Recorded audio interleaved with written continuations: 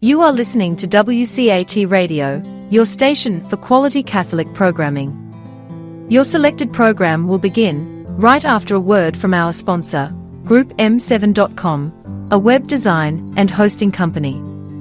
Log on to GroupM7.com today and let them know that WCAT Radio sent you.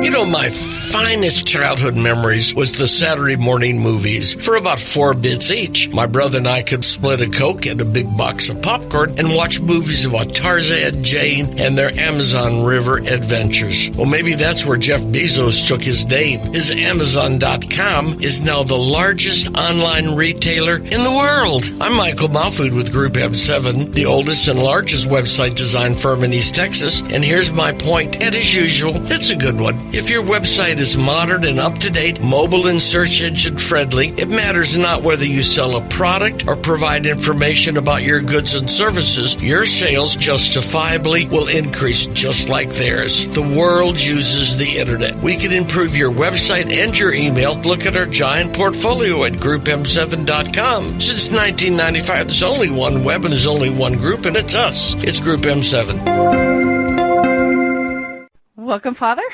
Thank you, Teresa. We are in show 26. Yes.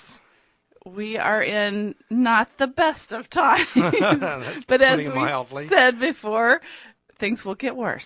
Yes, they will. And the man that we're going to talk about today is the perpetrator of all making of it that. worse. Yeah. Diocletian. Mm-hmm. Today, we're going to be looking at Diocletian as he reconstructs the empire. It's going to be rather complex, so you're going to have to put your little cap on there, the thinking cap, and then maybe even if you have a map of the Roman Empire, it might be of some help. Okay. I'm hoping that when we eventually get this particular program up on the internet and on the website, I'll get a map along with that so that people who are looking at it or listening to the program by way of their computer would be able to see the where we're talking about. Oh, I'm sure that would be very helpful. helpful. Try to walk through that.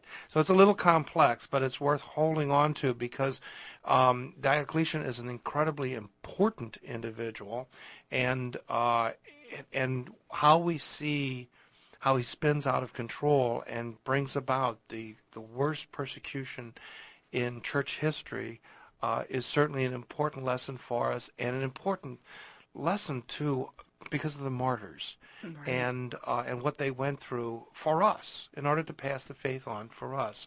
You know, we just studying periods like this, I think we really have a better sense of the preciousness of that faith that's been handed on to us, the faith of our fathers, that's been handed on to us, and mothers. Right. Yeah, a lot of women who suffered in this also. Oh, the blood of the martyrs again. Blood of the martyrs, yeah. Well, we left off last time with the Emperor Aurelian. They'd gone through a whole series, and I think I just mentioned in passing that he himself was assassinated by his generals. It was actually as a result of a little dirty act on the part of his own secretary, who had forged documents which were execution documents for these generals. And the generals preempted what they thought was in order to have them arrested, and they killed the emperor instead. So this whole thing was done by a secretary. Wow. Yeah. And the end result... Huh? Rough times. Yeah, it is, and it's going to get worse too. But he certainly stands in the tradition of the Roman Empire in that there is no such thing as imperial retirement plans. That just doesn't happen. Actually, Diocletian does have an imperial retirement plan, but he's one of the few. In fact, if you look at the emperors and begin with Commodus, and his murder in 192 AD. From that point up until the coming of Diocletian, there are 28 legitimate emperors. That's not including the usurpers and the pretenders and the wannabes, but 28. That means the average emperor lasted 3.3 years. Wow. Now, that's turmoil. Yes, and of the 28 emperors, 22 of them were murdered. Yeah, so this is really rough. And what happens after Aurelian's murder is not anything better. You've got, he's succeeded by Claudius Tacitus, who lasts 1 year. He's succeeded by Probus, who lasts 6 years. That's pretty extraordinary. And then he's succeeded by Carus and his 2 sons. All told, they lasted 2 years. Oh, my. Yeah. And what makes it even more extraordinary is that Carus is killed not by the Praetorian Guard, not by some assassin, but by a lightning bolt. Oh, my gosh. Yeah, like, what are the chances? But he was out and about, and bam, he got zapped, and people looked around like, whoa. I want to tell you about, this is an opportunity to step back and tell you about a wonderful little story about lightning bolts. Okay. And I think you might know the story about the 12th Legion.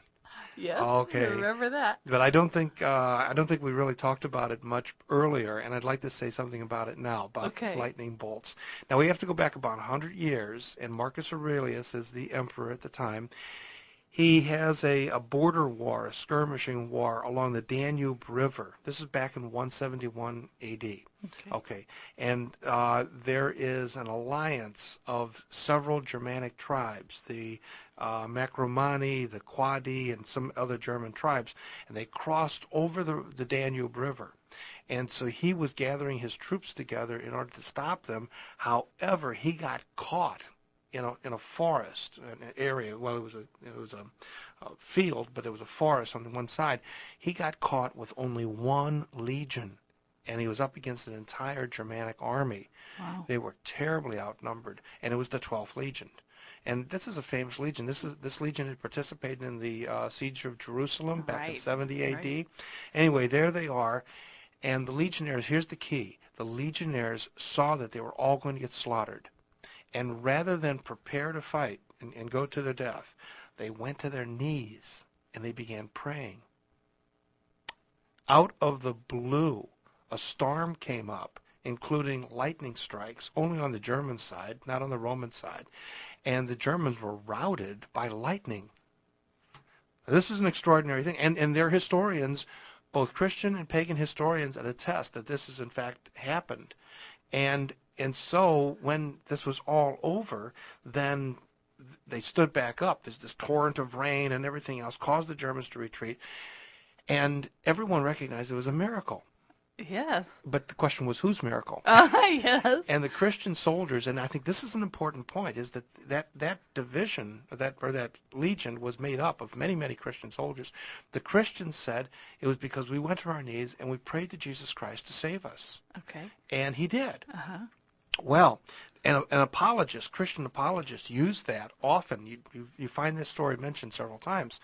But on the other hand, there was another guy that jumps forward and he goes, oh, no, it was done by an Egyptian magician, fellow by the name of Ornithus, who had invoked the Egyptian god Thoth, who is in Greek Hermes and in Romans Mercury.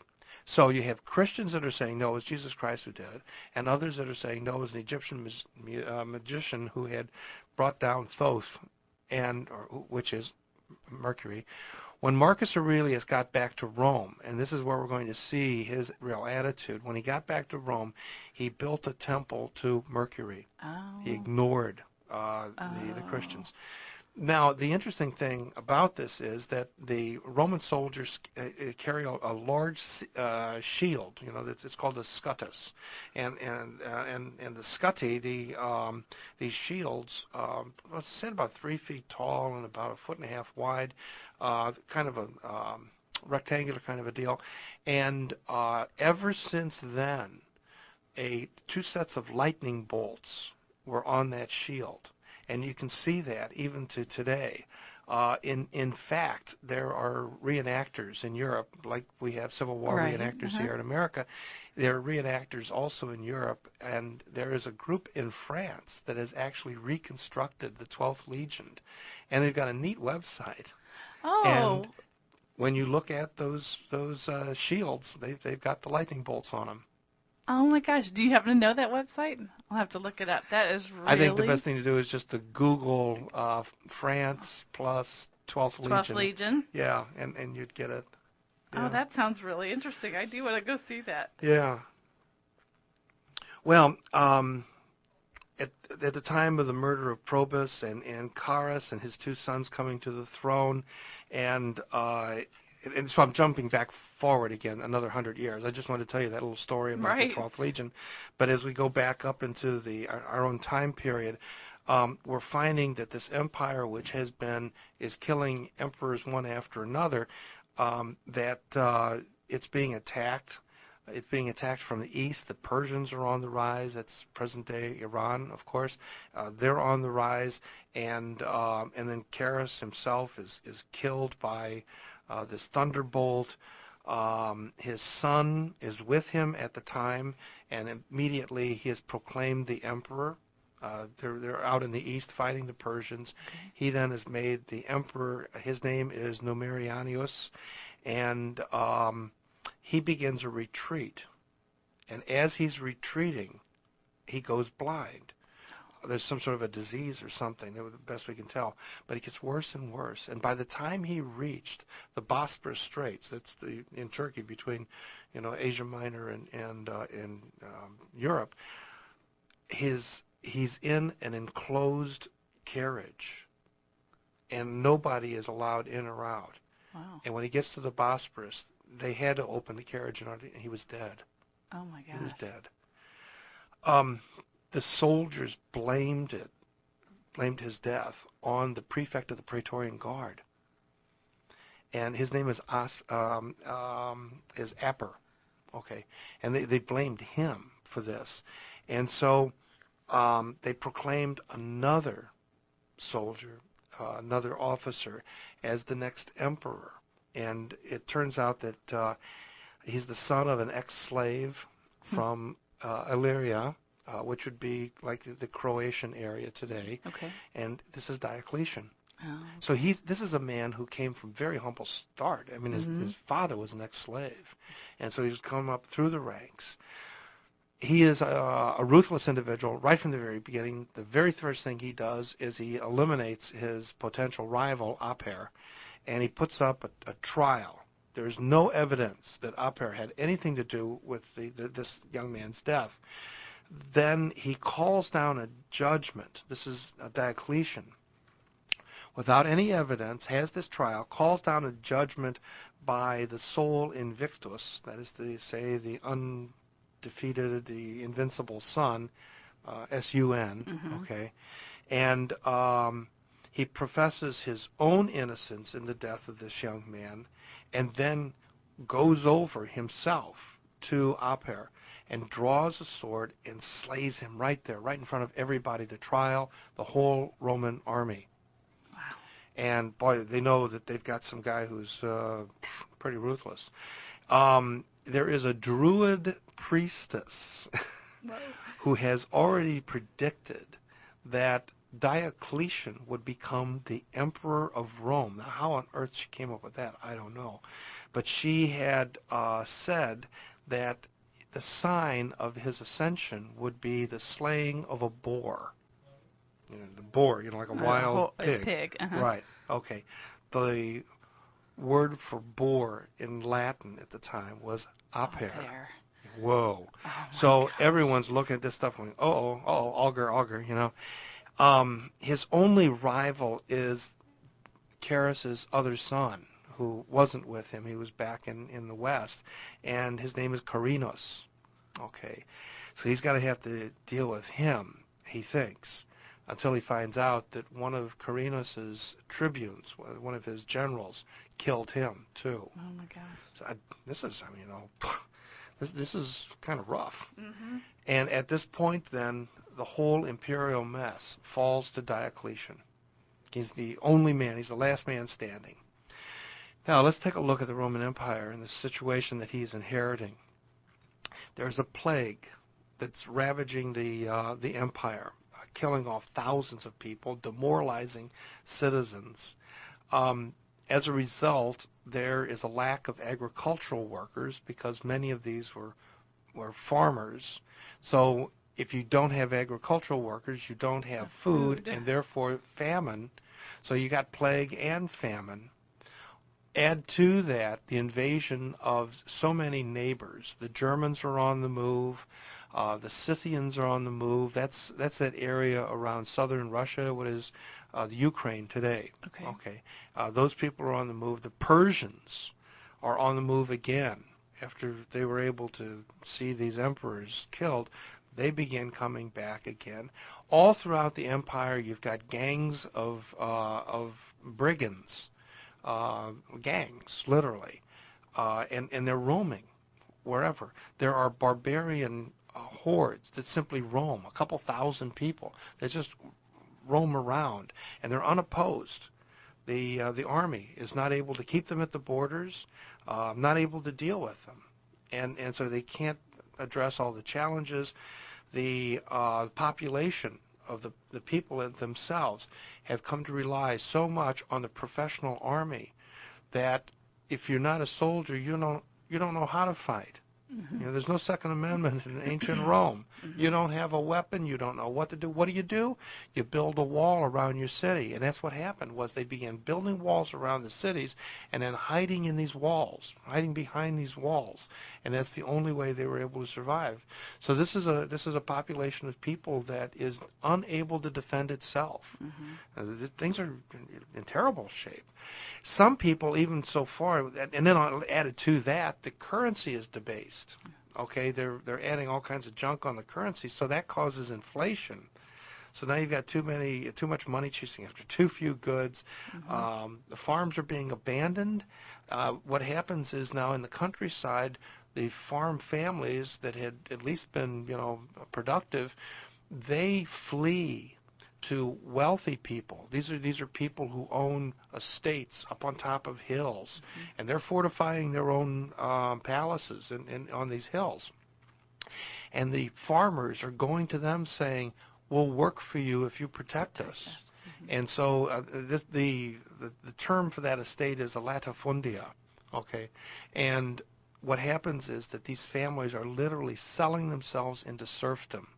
They're not slaves technically, but they're no longer free to leave.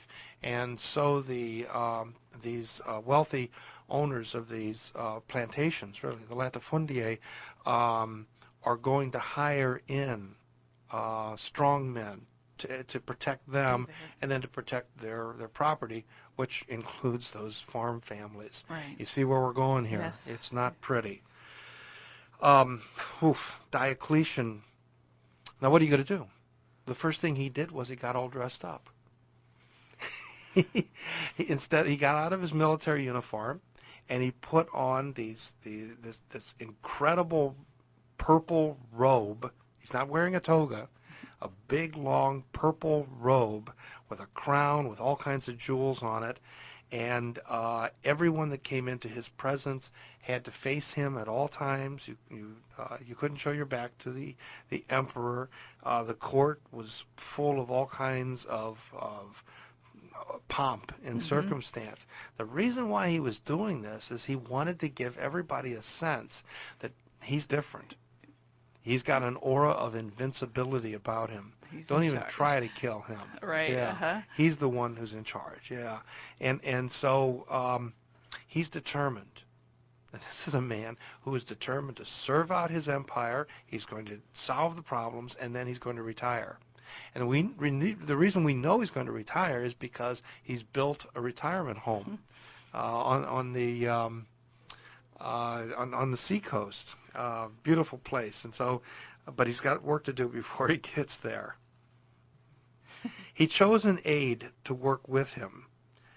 His name is Marcus Aurelius Maximian. Now, I've got to warn you here. There are going to be a lot of Roman names going around, so let's see if we can't keep these organized. So you've got Diocletian, okay, and then you've got Maximian, okay, and Maximian is going to be put in charge of a part of the empire, and he'll be given like a vice presidency. Okay. Okay. Here's another man who is not a Roman. He's actually from Pannonia, which is present-day Austria. Oh, okay. He's been a long-time soldier and an assistant to Diocletian as he rose up through the ranks. And in 285, Diocletian gives him the title Caesar. He takes the title Augustus. Okay. And then what it meant then was that, and this is for the first time, you really have somebody who is set up as the successor. The Romans were terrible about thinking about who's going to succeed. Part of the reason for that was if you set up a successor, he'll kill you and then he'll succeed. Right. So they avoided that by never doing it. Now, Diocletian trusts Maximian enough in order to give him that title and say, look, when I'm finished, you're the guy. When I go to the coast, this is your business. That's right, yeah. And so he then sends him off to prove it. Okay. And he sends him to Gaul in 286, and he successfully campaigns in Gaul, pacifies what is present-day France, Okay. and is able to restore order. So the rebels are put down, the Germans are chased out, the brigands are brought to justice, and so with that, everything seems to be pretty good. Okay. Now, Diocletian accepts Maximian as a co-ruler. Now, to us, this seems very strange.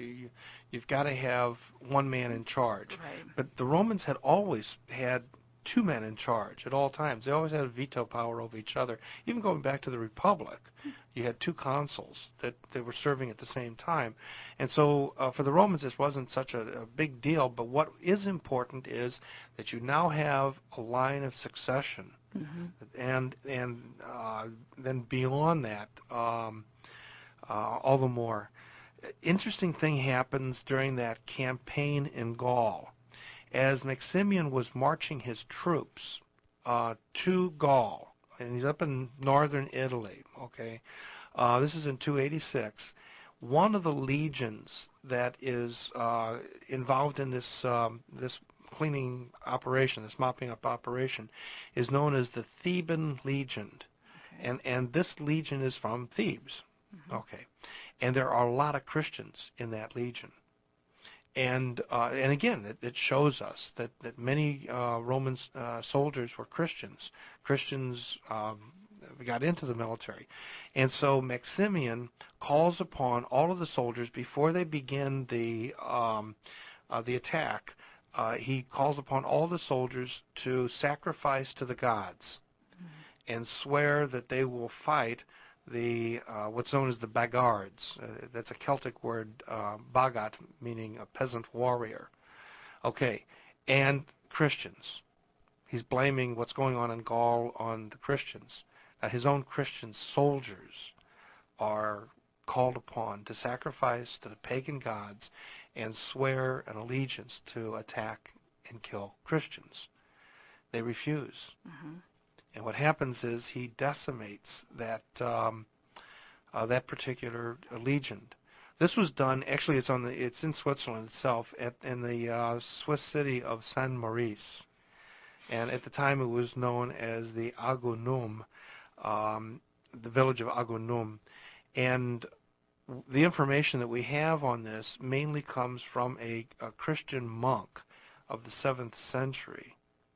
Although it goes back actually in the 400s, there are writings that talk about this decimation that took place. Most likely it was a decimation of the Christian troops. Now, a decimation means that you line everybody up, and then you walk down the line, and every 10th man is then taken out and killed. That's a decimation. And it's a pretty powerful military discipline. Anyway, then the campaign goes on, and as I had said before, is successful. However, he's not successful when he gets to the English Channel. Over on the other side, in Britain itself, Carenius, remember the son of Carus, escapes. Escapes from the clutches of Maximian and the Roman soldiers, and he makes his way over to Britain, and he organizes the Britons as well as some of the Gauls, as well as pirates on the. It's kind of strange to think about pirates on the English Channel, but there were, and he organizes them all together into this force, and Maximian was not able to defeat it. Didn't have a navy for one thing, And so ultimately, he had to make peace, at least for a while. Diocletian and Maximian made peace with Caranus, and they agreed that he would be also another co-emperor. But this is the temporary. Yeah, until they can get to him, that this is going to be a temporary. Mm-hmm. Then they turn their attention to the German borders. There's a revolt in Alexandria down in Egypt. Once again, they turn their attention there. In Upper Egypt, there is a tribe that's making raids all the way to the Delta itself, which is very important. The Egyptian Delta provides lots and lots of grain for the city of Rome, and also provides almost all the paper of the entire empire. So they had to deal with that. There's a riot in Carthage. They have to deal with that. Way over in what is now Morocco and Mauritania, again, there's a problem there. You've got more German tribes on the Danube River. You've got the Persians again. And finally then, in 291, Diocletian and Maximian meet in Milan. And they realize they're going to have to do something really radical in order to save this empire. And what they did then was they decided that they needed to bring in 2 more men. And they would divide the empire, instead of in 2, Diocletian was operating in the east and Maximian was operating in the west. They decided what they needed to do was split the empire into 2 parts and then subdivide each part into 2 parts.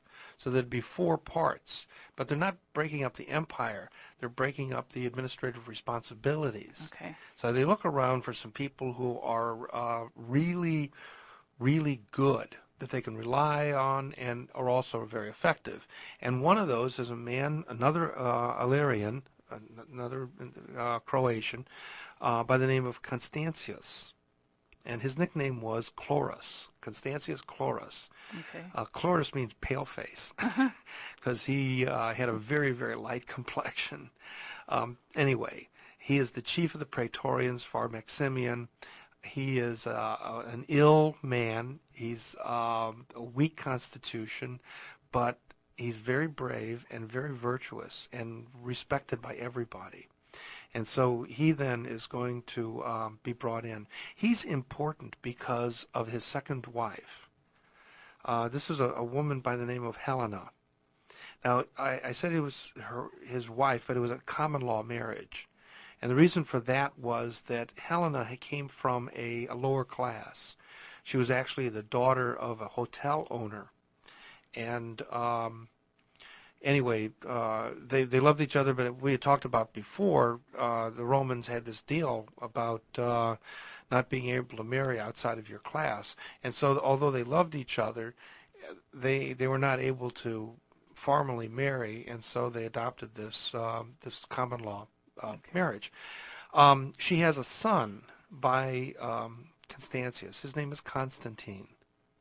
Wow. You've probably heard that name before. Yeah. Yes. And then when he was made Caesar, when Constantius was made Caesar, then he had to marry. And he had to marry inside of his class. And so with that, he had to put Helena aside. Though she's always going to be near him, he has to put her aside. He has to marry the stepdaughter of Maximian, a woman by the name of Theodora. Now, we don't know for a fact that Helena at this point, this is that great Helena that had built all those churches, down, that's a couple episodes away. Right. But this is who that woman is. We don't know that she was actually a Christian at this time. We don't know that for a fact. But Constantine himself will say that as a boy, that she gave him, and these are his words, the food of piety. Okay. And also they had a daughter, besides Constantine, they had a daughter by the name of Anastasia, which is Greek for resurrection. Oh my gosh. So, I don't know. So anyway, that's the, so what you have then is, trying to keep this all straight, you've got over in the west, you've got Maximian, who is the Augustus, and then his understudy, the Caesar, who is Constantius, who has Christian influence in his family. We know that. On the other side, you've got Diocletian, and he's looking for somebody who is also going to be able to aid him as his Caesar, and he chooses another Illyrian. So that coastline is producing a lot of, people, leaders. This is a guy who's a farmer. Okay. Okay, he had been, an agricultural worker. He became a soldier. His name is Galerius, and Galerius is a big man, just big. He's one of these guys that if he walks into the tent, everybody steps back. Yeah, he's also brutal. And he's also ignorant. Oh, no. This is a man who has not been educated at all. He's respected by Constantius is respected by the troops, not because of his size or strength. He doesn't have that, but because of his virtue. Mm-hmm. He is a good man. Galerius is respected because of the size. Yeah, and the fact that if you step on, he'll take care of it. Yeah, that's right. Yeah, you don't want. He is courageous, and he has street smarts. Mm-hmm. And he also, turns out, although he's ignorant, that is to say he's not educated, he does have a friend who teaches him a lot. And it teaches him especially about Persian things. So he learns a little of the Persian language. He learns a lot about Persian culture. His friend happens to be an exiled king of Persia, Tiridates. And so all four then are gathered together in Milan, and they then begin looking at how they're going to solve the empire's problems. Okay. So Diocletian and Galerius go to the east. They're going to deal with everything in the eastern half of the Roman Empire.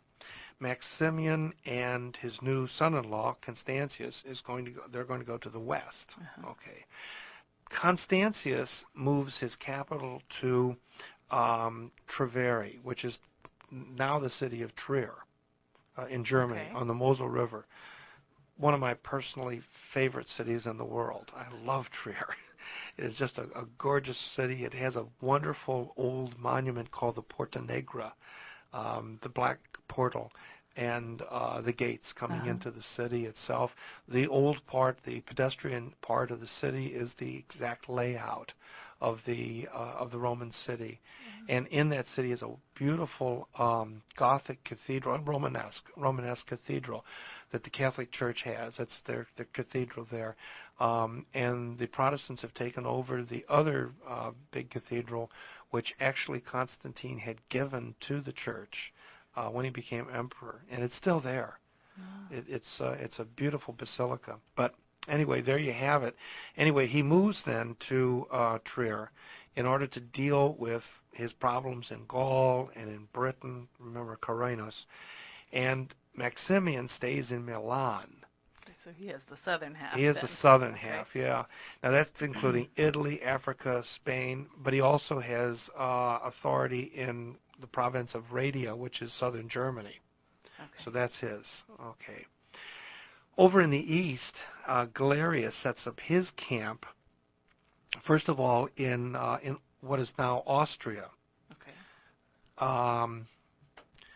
Sirmium, a little village of Sirmium, to oversee the actions on the Danube, Illyria itself, Macedonia, and Greece.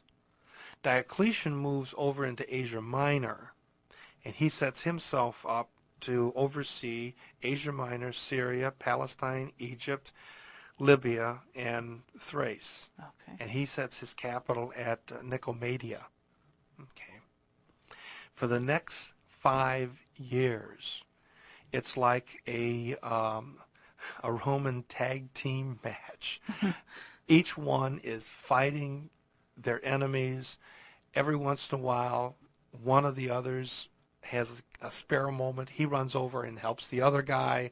It is seesaws back and forth. Constantius moves very quickly through Gaul, takes over the sea coasts along the North Sea, and eliminates the pirates. Then he begins working on a fleet, And his intention then is to invade Britain and to take care of Kyrenius. However, before he's able to build the fleet, he gets word that Kyrenius is murdered by his own people. So that saves him that. Then he does invade Britain nonetheless, but when he invades Britain, the people in Britain, the Romans in Britain, receive him as a hero. Oh, okay. They were so happy to get back into the empire. This period of British Roman history is very sad in the sense that this is a group of people who really want to be part of the empire, but every once in a while they keep on getting dropped out, and so they're happy to be back. So things are happening. And Constantius is successful. Maximian pacifies North Africa. Okay, takes care of all of that. And so the West is in pretty good shape. Over on the other side, Diocletian deals with another revolt in Alexandria. It ends up being an 8-month siege. Wow. I mean, these Alexandrians can be kind of ruckus. Yeah. Galerius goes off for his adventure, and he attacks Persia. He walks right into a trap. Here's our Persian expert, walks right into a trap. Most of his troops are destroyed, killed by a new Persian weapon or tactic, and what it was a cavalry, heavily armored cavalry who used bows and arrows, and so the Roman soldiers, they were on foot, and so they were just constantly outmaneuvered by these guys. Galerius then takes a small band of soldiers, fights his way through, and retreats all the way back to Syria. And when he gets there, back in Antioch, he meets Diocletian, who is furious. You lost an army? What?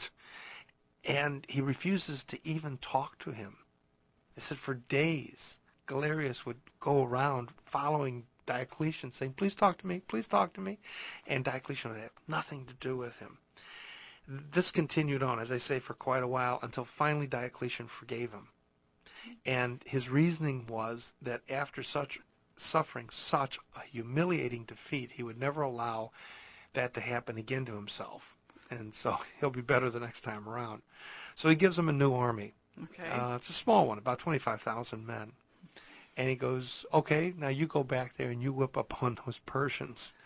And so Galerius takes this rather small army, heads on off to fight the Persians.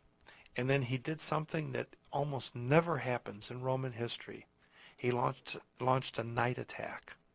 Romans don't fight at night. Well, he did. And the Persians were taken by such surprise that they were overwhelmed. And what he did was he attacked those archers right in their tents before they had a chance to get on their horses. And so he defeated the Persians totally. This was in 293. And as a result, his stock goes up in the eyes of Diocletian. He's got the bows and arrows. Yes, now he's got the bows and arrows. This is the most incredible thing. From the time what we call the tetrarchy, the four rulers, take over, divide up the empire, go into this tag team match. In 3 years, the empire is put back together again, which is quite extraordinary. That is. And that's a lot of area. Oh, yeah. Yeah. Diocletian then establishes a whole system of promotions, again, something that had never been done in the Roman Empire, so that the best would rise to the top. And the idea was this. He took the entire Roman Empire and he abolished all of the provinces, abolished everything, and he set up 100 provinces. And inside of each of these provinces would be other administrative units based on cities that he refers to as dioceses. And that's where we start in the Catholic Church begin using that same term. And of course, dioceses are organized around provinces. So we actually use the Diocletian system in the Catholic Church. He takes each of these provinces and he assigns an individual to oversee that province. He's given the title of a proconsul. And what happens then is that as you rule in a particular province or a diocese, you begin rising higher and higher, so that when there is a vacancy in the higher governmental positions, then the emperor can look around and find the very best of those, and then that promotion takes place. So things begin working well for the first time, and you've got some pretty good leadership. But there's a downside of this, and that is bureaucracy. Mm-hmm. You've got to have a large office in order to do this. You've got so many now government officials. They all have to have secretaries. They're all sending out letters. Everything has to be notarized, just going on and on. In fact, one historian of the period complained about the taxes that in order to support this, Lactantius is the name of this historian, and he says that there came a point in time when there were more tax collectors than there were taxpayers. Sound familiar? Mm-hmm. Well, after the victory in Persia, Diocletian more and more, as Galerius's star rose, deferred more and more to him. It was obvious Diocletian was now beginning to think in terms of retirement. Wasn't ready to retire yet, but thinking in terms of it, and was thinking in terms of handing the empire over to Galerius. Now, here's an interesting little aside. He even gives his daughter in marriage to Galerius. This is a wonderful young lady by the name of Valeriana. And now Galerius is starting to think to himself, well, I'm pretty hot stuff. I'm married to the daughter of the emperor. The emperor's listening to me all the time. I've beaten back all of my enemies. I've beaten back the Persians. Wow. And he looks around. He doesn't have anything to fight. He's won it all. It's at this point that he starts looking for something else, another adventure. And a couple things are working on his mind. And remember, he's not exactly the brightest candle in the candelabra there.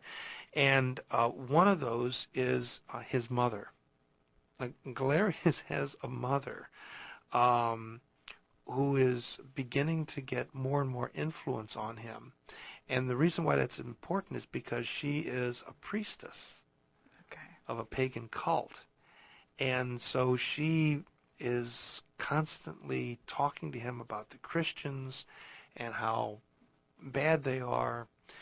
Added to that, you've got a highbrow attack on Christianity at this time coming from philosophers. We mentioned a little bit about Plotinus earlier on, and Porphyry, and so they go to Galerius and begin telling him, and all of a sudden he's in the company of these really respected philosophers. Well, if they're all around him, he must be pretty smart too. Mm-hmm. He adds to that other pagan priests, soothsayers are getting involved. One of the reasons why they're kind of really excited about this, these soothsayers and pagan priests and augurs and all that, is because they've been recently unemployed. The reason is because there's so many underground Christians that they're not going to these guys. And so when they get an ear from somebody like Galerius. Yeah. And now, added to all of that, while he was campaigning in the East, he came across the governor of Palmyra. We'd mentioned Palmyra and Zenobia before. Now Palmyra had been taken over by the Romans, and it's now a Roman governorship. And during his second Persian campaign, he met this man who was the governor there, his name is Heracles. And this man, this governor, had been a Christian, and he apostatized. Mm-hmm. He left the church, and instead then was, because he was rising up in ranks, was transferred from Palmyra to become the prefect of Bithynia. which is an important area of Asia Minor. In fact, the city of Nicomedia, which is the capital of Diocletian, is in Bithynia. Okay. So he's got a very important position, and he's also very close now to his dear friend Galerius. And he has written a book. Okay, this is the apostate, okay, Heracles. And he wrote a book called A Friendly Discourse on Truth, in which he invites Christians to re-examine their beliefs and to put them aside and return to, as loyal Romans, to return to the old religion. And of course, he's showing Galerius this book. And so Galerius is now won over. Since he doesn't have any military campaigns, he's looking for some campaign.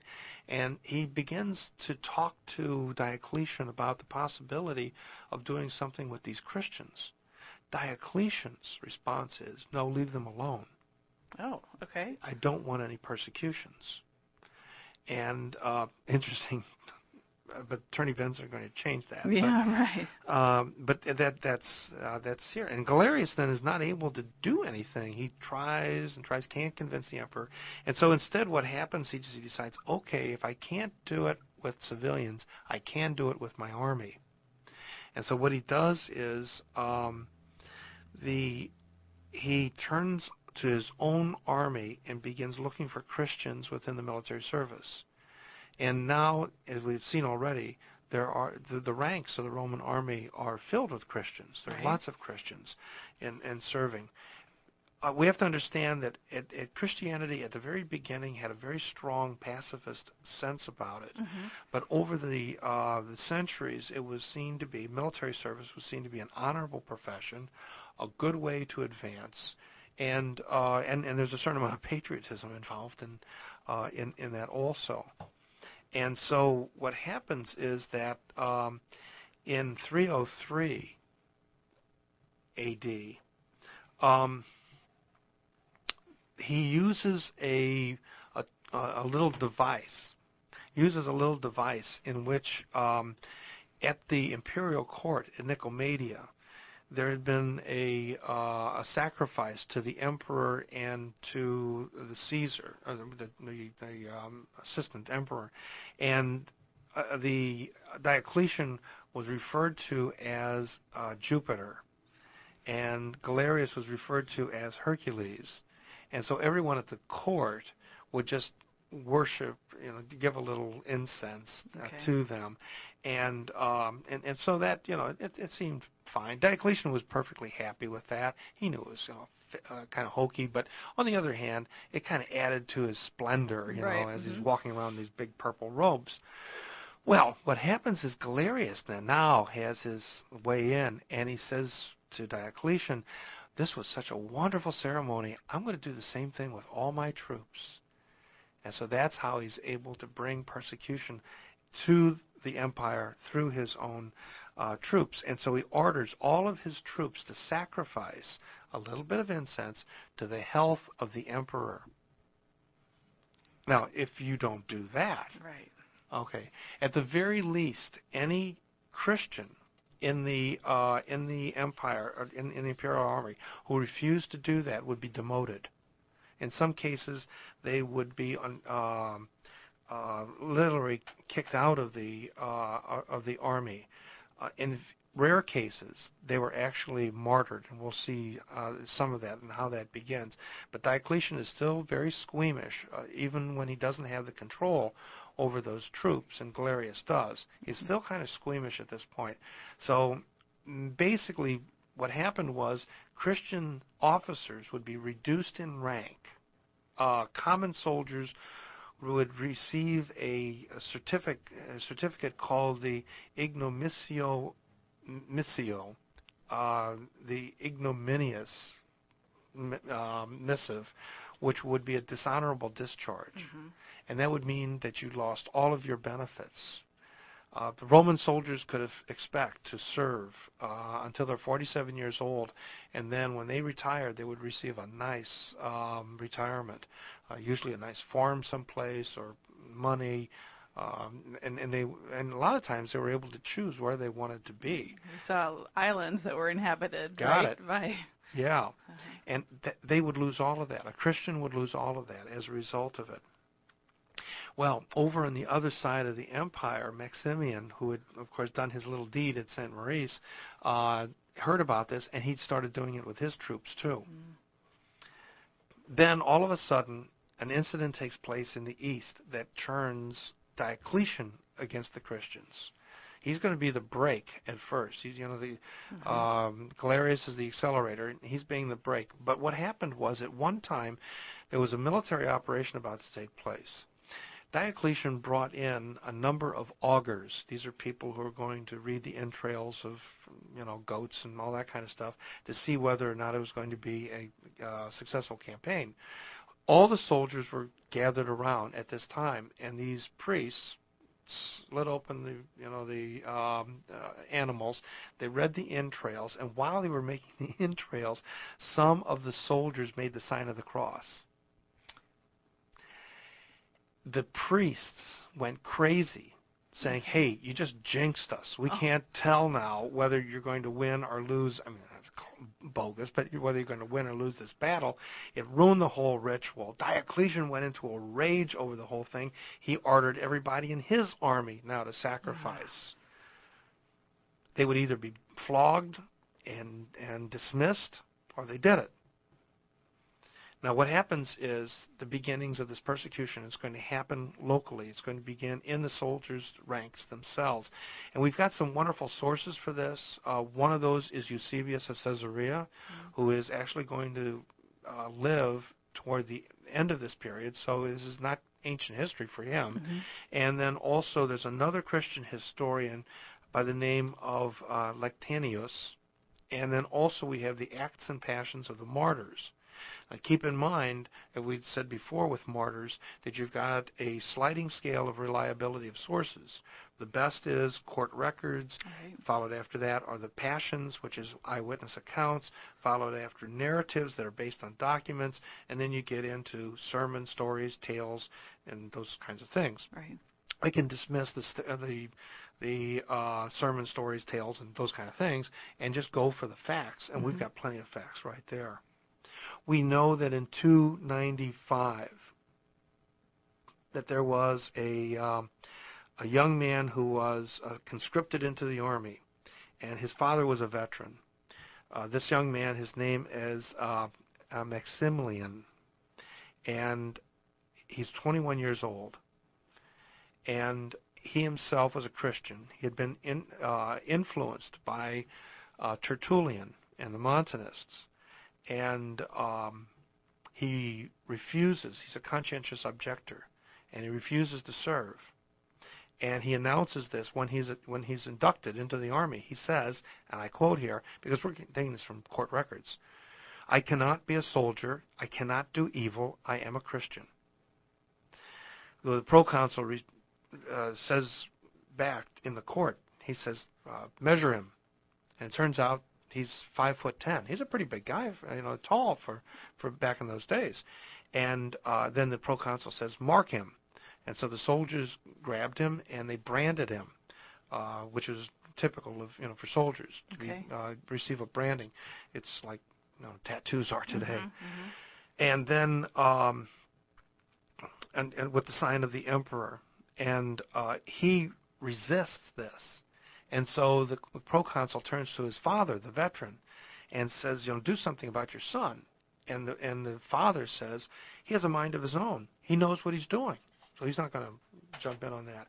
And with that, the proconsul then calls in a soldier who comes over, pulls out the gladius, and slays him right then and there.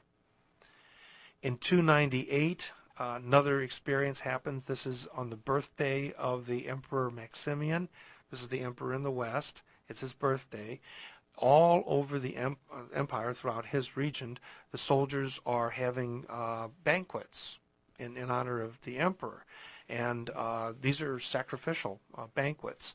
And one centurion stands up in the middle of this banquet, takes off his belt, and throws it down right in the front of the legion's eagles. which is like the flag, and he shouts out, "I am a soldier of Jesus Christ." This man's name is Marcellus, and immediately he's taken out and he's put on a trial. Okay, and during the trial itself, we know this because we've got the court affidavits. The court scribe who is taking notes, all of a sudden you see his handwriting change because he stopped taking notes. And another scribe comes in to replace him because the scribe stands up. He had taken his tablet and his stylus and threw it to the ground, and he shouted out, "You have pronounced an unjust sentence." On October 30th, Marcellus, the centurion, was executed. On December 3rd, Cassius, the scribe, was executed. Both of them martyrs. All this is starting quietly. It's all starting in the army, but it soon begins to get out of hand. And what we end up with then is the worst persecution ever.